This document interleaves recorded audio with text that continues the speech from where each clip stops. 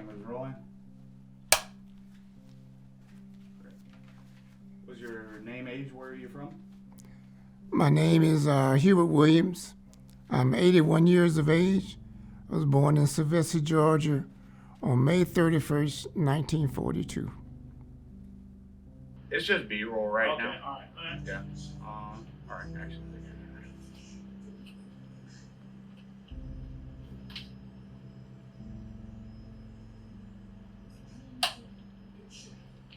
What am I supposed to say? My son is the handsomest man that I've ever known. Yeah, or he's brilliant. It's unfortunate I don't have audio for this. I can record this if you want. Well, my earliest childhood goal was to go to school every day, because we worked on a farm, and during those days there wasn't any machinery and everything to do the work with, so it was done by hand. So during school time, and when it was time to get the crops in, then school was canceled until the crops was gathered. I'm gonna come back here. I'm gonna grab a picture of you and put this one in your hand. So the photo, we have more space on this side than you do on the other side because of the lights and stuff like that. So with that, I can get you to hold it up, yeah, right in there, and then maybe. So could you turn it towards you slightly, like you were going to look at it? Yeah. This is where everybody is. All right, action.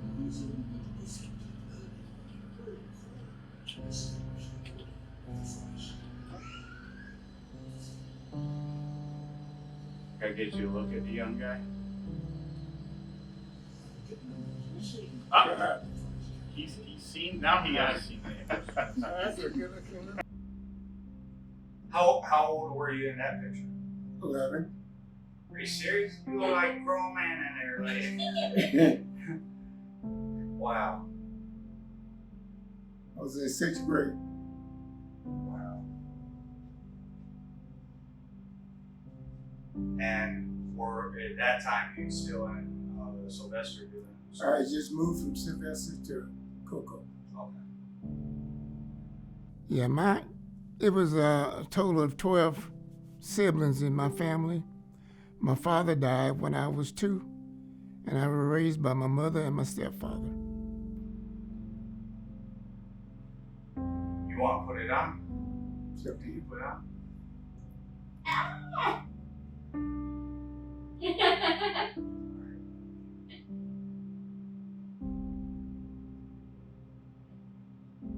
How long has it been since you wore it? Oh man, probably 50 years. How does it make you feel? I'm about to cry. Like, look at it. I wanted to be typical things like a carpenter,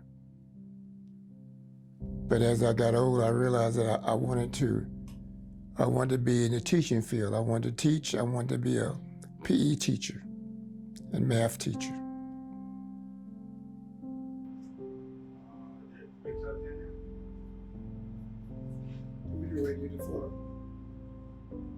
Just that.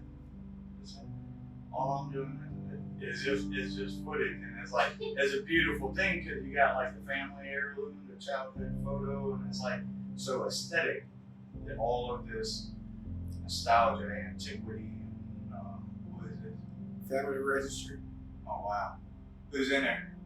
Everybody. Wow. Did you fill it out or family over time? My mom, no. Wow.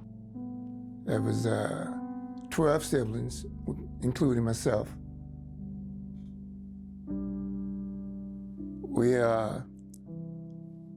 barely made it from one year to the next, but when you're talking about sharecropping, during the year when you need plants or whatever you need, the owner or the plantation owner, you just make a list, tell him, this is what I need for the year. He would buy it. You didn't have to put any money up front or anything like that. But at the end of the year, then you do what you call your shares. And it always ended up that you came out in the hole. You know, you never broke even. You would owe some type of money to the plantation owner. What was your stepfather's profession? He was an overseer or a manager for a turpentine plantation. His job was to ride through the forest and to make sure that everybody was doing their jobs and everything. What was your mother's profession? My mother was a sharecropper. She, in later times, she ended up being I guess what you call a housekeeper.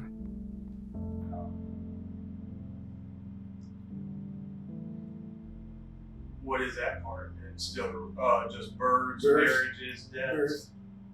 Wow. What was your mom's name? Bessie. What was your biological father's name? Williams. Williams? It's Willie Williams. Willie Williams. And then there was Seth. What is Seth's? He was my stepfather, but I was with him most of my life. Yeah. And this one here is for death. So it's got your dad at the top. Uh, And he passed away when you were 2. It says July the 7th, 1944. Right.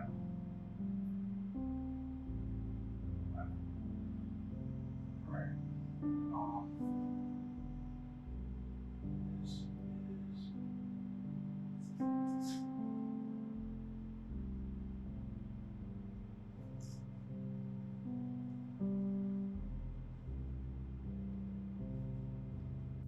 Will you name the schools that you've attended for education? As the elementary school, it was Titusville Country School, which is one classroom for 8 grades, 1 teacher for the whole classroom. When I left there in 1952, we moved from Sylvester to Cocoa, Florida. And I attended Monroe Elementary, Monroe Middle School, and I graduated from Monroe High School on June the 6th, 1960. From there, I went to Edward Waters College. I spent 2 years there on the football team. And for love reason or something, I ended up dropping out of school. But that wasn't the end of my education. I went to Carver Junior College, which during that period of time, there was a Brevard Community College for the white kids, Carver Community College for the black kids. And I had a basketball scholarship. I probably haven't had this hat on since the 60s. You haven't. It would have been pretty close to 69 or something like that. This is so good.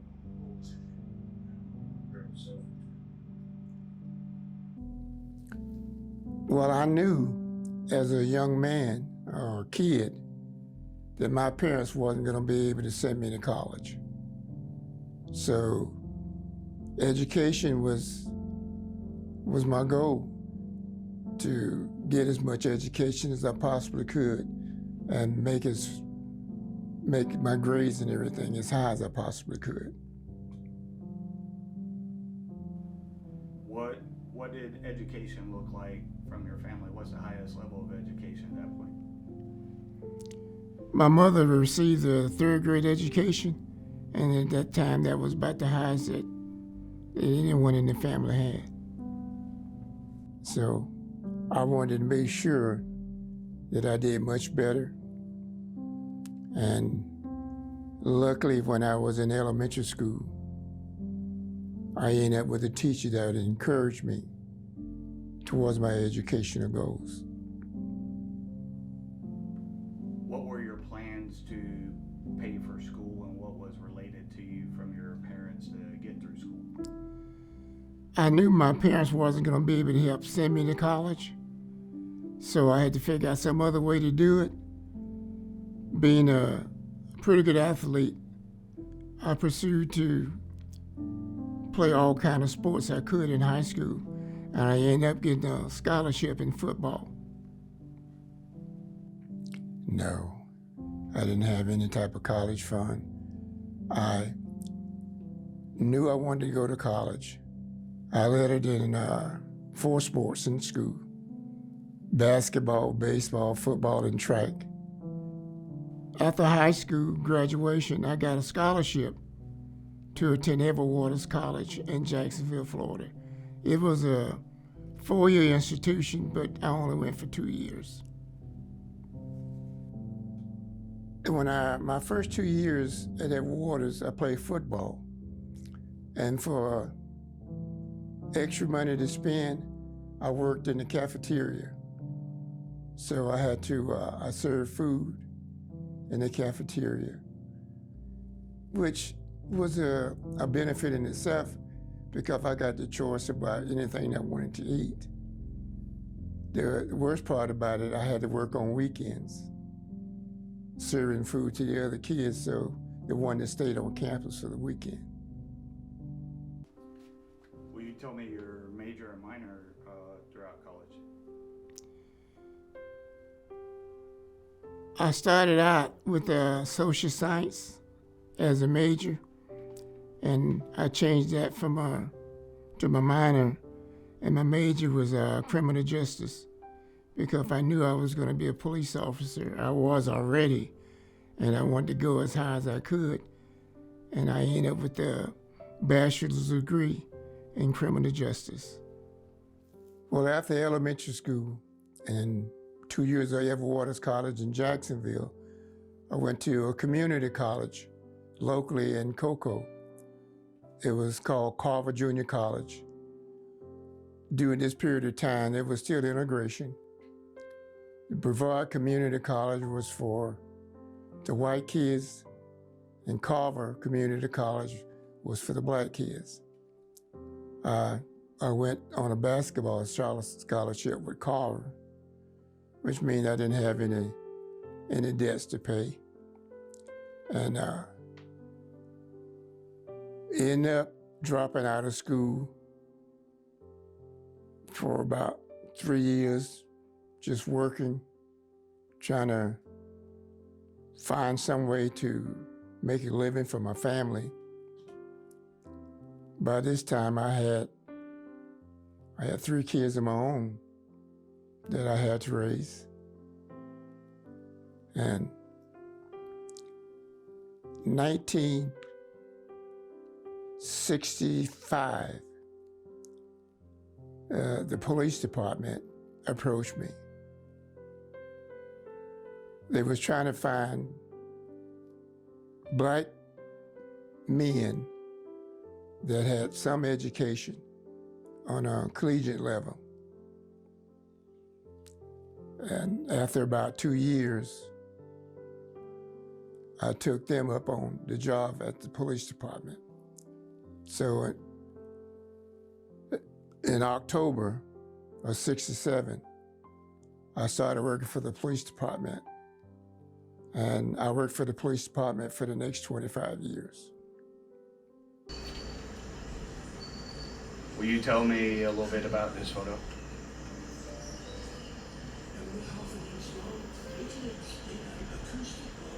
Man, this is a photograph I took in 1967, right after I got hired for the police department. Will you show me a photo?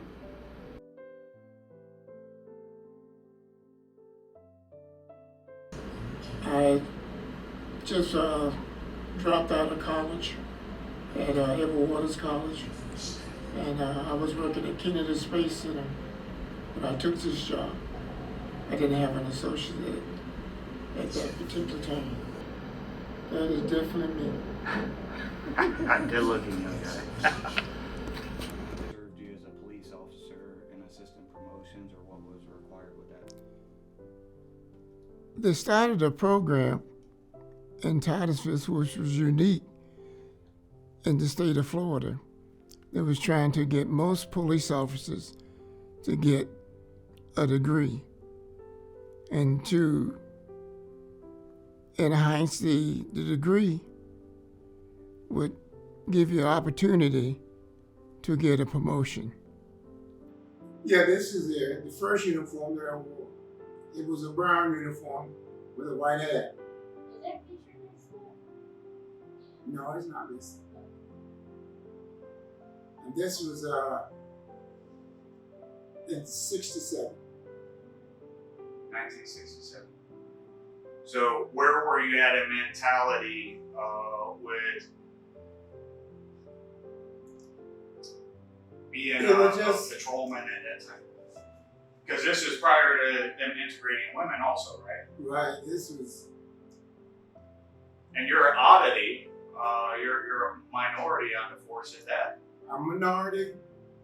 I got two groups of people who don't like me. They're the whites. They don't like me because I'm black. And the blacks don't like me because I'm a police officer. So it was a tough time. And so I know a little bit about your policing and how people in the community render respect to you or whatever, but that come at a later time frame. Of course, it took you time to establish relationships with people that worked in the streets and maybe alluded to nefarious activities and stuff like. When did that begin? At patrolmen working in the streets? When I first started, black patrol officers only worked in the black community, which is very small. And Would that be MEMS? no, it was part of Titusville. It was called, the town was divided into 4 different parts. That was Zone 3, well, Zone 1, Zone 2, Zone 3, and then there was 2A. And that was basically black community. And it was only about a mile or so. And that was our patrol zone for 8 hours. It was kind of, in the beginning, the sergeant I had he was an older guy that I rode with. And he would get sleepy around about 7 o'clock at night. And I'd take him home and put him to bed. And then I got a chance to go out and be a patrol officer. He's getting old and ready to retire, and you respected that. Yeah. So, what was the black community in Titusville like at that time? Was there heightened crime, and what? It was basically the beginning of integration. Okay. In that area, you know. Around 67. Yeah, the blacks they're going to school with the white kids, and things were just. Martin Luther King was giving speeches, and Did you find Cities, yourself having being a part of petty problems, and as a patrolman at that time, with anything racial that would have arose due to desegregation and integration? Do you feel that you were limited in your capacity to work as a black officer in problems that may have been invoked by whites' acceptance during that time? I didn't get too involved in the politics. So before I became a police officer, the sit-ins and demonstrations and all that kind of stuff, I kind of sit back on the side and watch. But it was really tough once I got the uniform on, because eventually I was assigned to different areas, 1, 2, 3, and 2A. So the whites wasn't used to seeing a black officer knock on their door to answer one of their calls. And there was plenty of time I was told that, I'm sorry, officer, but I don't think you can handle my problem. You don't have the same kind of problem right here. And it took a long time, about a year or so, to finally the white community changed their mind. They said, send me that black police officer. So send him. He can always handle my problem. So that was really the beginning. That was probably in 68, 69. So reverting to your stance, you were not politically involved throughout your collegiate stuff, because you were also working departmental, so there would have been issues. But what was your mentality as you seen those sit-ins take place, being a black man during that period, but also because a lot of us go through things like this, that policy and politics, that we don a uniform, whether you're a military service member, you're not allowed to engage in those political activities, but you still have your own personal biases and opinions on direction of where things are going. Yeah, we weren't allowed to participate in any political thing like that. And it's being a black person and knowing that what these people are fighting for is going to also benefit me. But I couldn't participate, because once I did, then my job would be gone, and my reputation as a honest person would probably be gone completely. I think you said something really powerful about speaking to the testament of the students that were doing the sit-ins and realizing how that would benefit you. Did, throughout your career as a police officer, did you also keep it in formidable thought as an officer that any act of law that was oppressive to a person, and maybe an overzealous reach of authority at time, was not just on that person that may have been criminalized, but for all of us as well? Yeah, I did. And we had quite a few white police officers that really didn't like blacks, and they really showed it.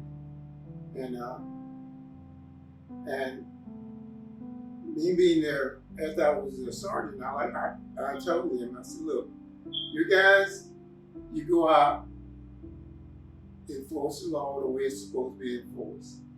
If you do something wrong, don't expect me to cover for you, because I'm not going to do it.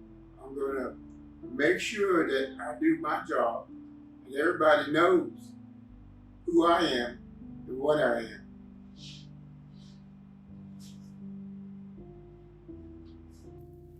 Except for the one in Jacksonville. I live within 30 miles of the other schools. Although I was a police officer, I still wanted my goal as a teacher. So I ended up going back to class. I finished Brevard Community College with an associate degree in 72.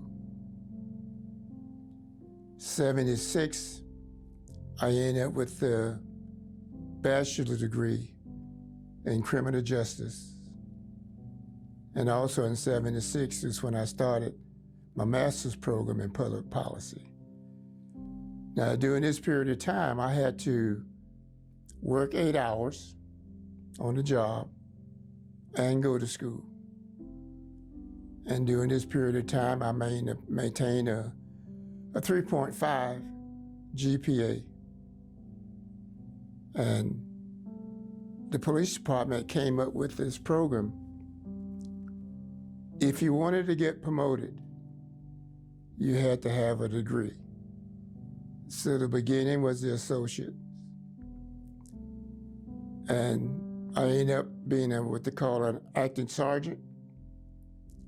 Once I got my bachelor's degree, I ended up as a sergeant. And from a sergeant to a lieutenant, and in 1992, I retired as a captain. Is this a photo of you as sergeant on the department? Right. So you were the first black, what do you call that? Team sergeant or Patrol sergeant. patrol sergeant, which means you had command over personnel. Right. There were other black sergeants that existed in the department but lacked command at the time. He had no command. Right.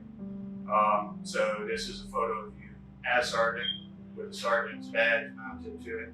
And what do you think was like the pivotal point of your career? Because you have this other one with, is it Hickey? Yeah. That was a patrolman or detective. I was a detective then. Okay. Was that before or after sergeant? That was after. After sergeant. So would you say this was like a catalyst in your career of fueling whatever energy you were already fortifying through education and travel? And Yeah, I would.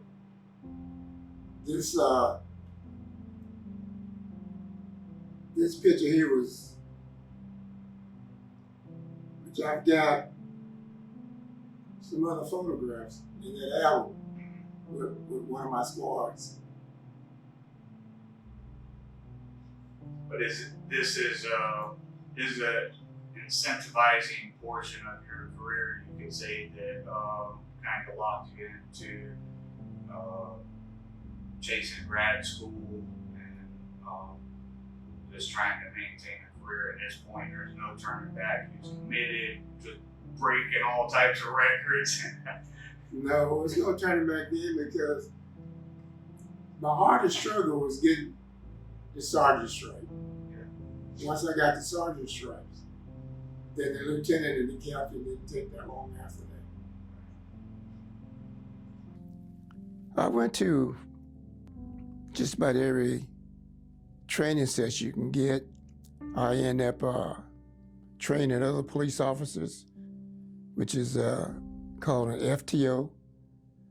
It's your job to retrain, to train every new officer that was hired on the department. And I ended up being a lieutenant for the SWAT team. If you've seen the SWAT on television, it wasn't that much drama in it, but it was based on the same thing. I continued to take as many classes as I possibly could. Not from Norman Hickey. He offered me a job. Yeah. He moved to San Diego, California, and he offered me a job Hang on. as an assistant city manager Wow. in San Diego. I didn't take it. I was with you guys. Were you able to apply your education or degrees through your work? Yes. Through my work,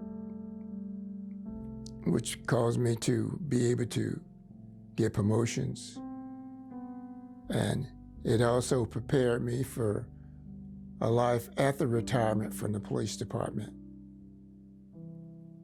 And I worked continually until 2019. Will you tell me your pursuit of education beyond criminal justice and policing? Yes, I ended up with a master's degree in public policy. And after retiring from the police department, I started driving a school bus.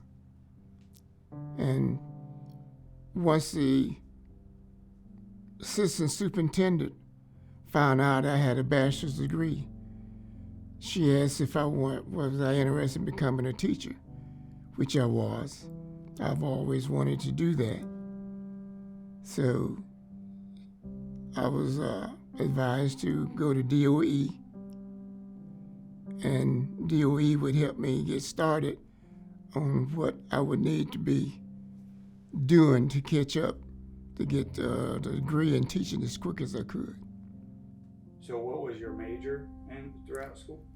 My major was criminal justice for the associates and for the bachelor's, and the master was public policy. I minored in social science, which basically is a whole bunch of history classes. So I took those, and I retired from the police department, like I said, in '92. Moved to Monticello, and ended up driving school bus. I ended up with a bachelor's degree in 1976, and at getting the degree, it helped me to get a promotion to lieutenant. I was already a sergeant at that time. Okay, what level degree was required to be promoted to captain? Captain, you had to have just a bachelor's, but they wanted you to pursue other opportunities, and I ended up going into public policy, which is an area what you call a city manager and stuff like that. I had quite a few classes already in social science. Those classes was in social science, and they would certify me. If I passed those classes, I could take a test and get certified to teach social science 6 through 12, which I did. What degree or highest form of education have you obtained? I don't know whether you would call it a degree or not, but it was not a master's, but called varying exceptionalities. It's where you teach kids who have a learning disability. And I got certified to teach those kids from grade 1 through 12. So that was the job that I really did in teaching in high school. It's so far behind. You know, I think about it sometimes, but I don't really dwell on it. You know, it was a good part of my life, and I've enjoyed it. Yeah, I find it good parts in it too. Man, this is cool. All right, let me grab a photo of this real quick. This is really cool.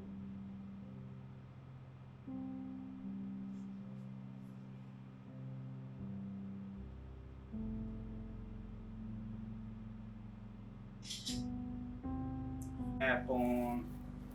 Well, one's right here. And that's right here. You can place it where you want. That's the third time you wore that in 50 years. Pretty soon you're going to be asking me for a check to put that thing on. Wow.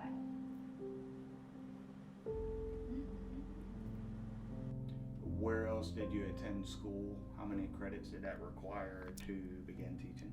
To get certified to teach in social science, I had to take 13 hours.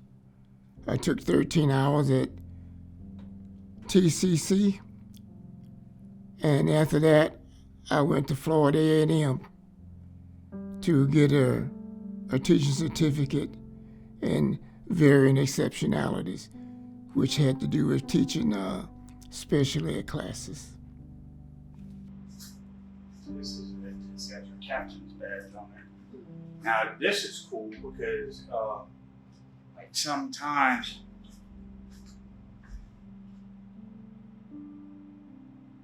what do you have to say about your retirement in general from the department? Were you happy to see it come, sad to see it go? I was kind of sad. I wasn't planning on retiring until December, but there was a family emergency came up, and I decided to go ahead and make it at that time. Can you summarize your collegiate experience through the span of your life, attending fresh out of high school through following up post-retirement? What has college been like for you? Well, I'll tell you, I had a great time. I worked hard at it. I played sports basically all of my life. The last time I played in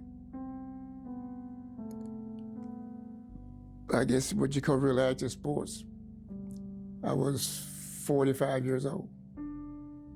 I played pro softball, and I played pro semi-football, and that was the last two things I did in the sports activities.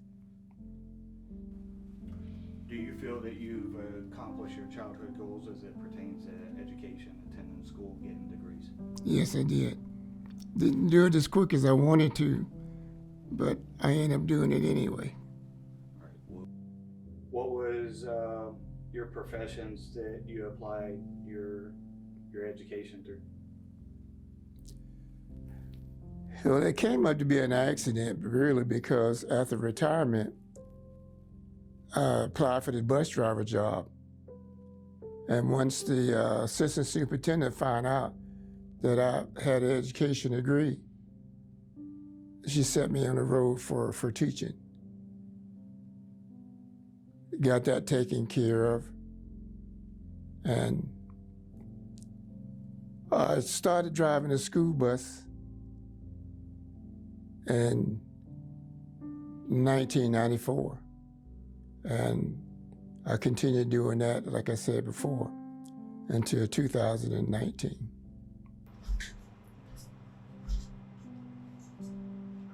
This is a plaque. Appreciation recognition, loyal service, 6792. So this would have been retirement, right? Yeah.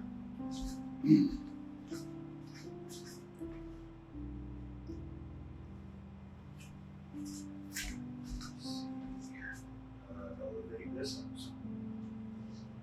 I don't even know if I can use this stuff because it's got, I have to look at this stuff and see. It says City of Titusville, Florida. I wonder if I would need approval from the city to show it, even though.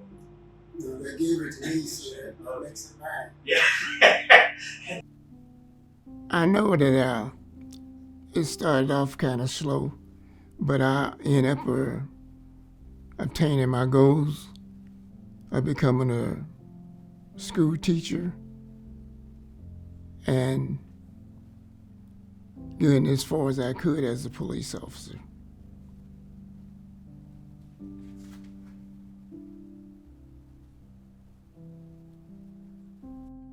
How do you feel that a college education benefited your professions?